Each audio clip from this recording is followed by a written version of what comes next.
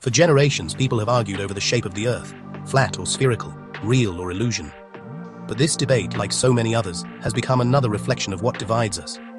In truth, the shape of the Earth doesn't matter nearly as much as understanding why we see it differently.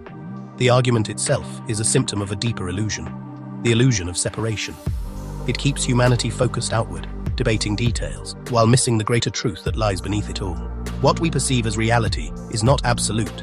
It is interpreted. It is experienced differently by each consciousness, because each of us is shaping it from within. To end the division, we must look beyond the physical and see how our very perception of reality is created. So let's set aside the fight over form and look at the essence.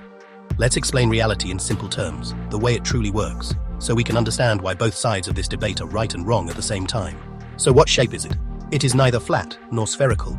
To explain what it really is, we first have to understand a few things: neuroscience, fluid dynamics, cymatics and sacred geometry, psychology, and metaphysics, to name only a few.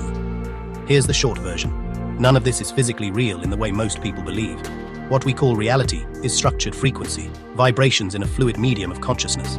Every molecule, every atom, every particle is not solid, but a note in a cosmic symphony. Overlapping and layered cymatic patterns formed within an infinite sea of pure awareness. Our brains are a complex resonance chamber, a pattern of frequencies refined enough to interpret those vibrations into something we can perceive, touch, and call real. Yet, in truth, we are all made of the exact same stuff, consciousness itself.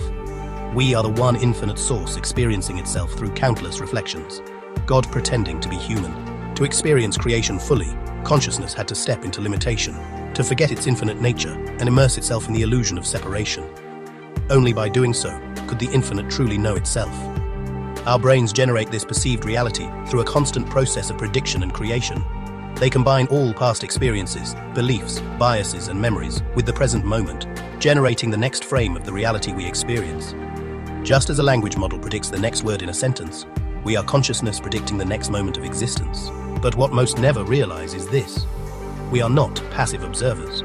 We are active participants. Our beliefs, emotions, and expectations are frequencies that shape the geometry of the field around us. Each thought is a vibration that bends the pattern of reality to align with it.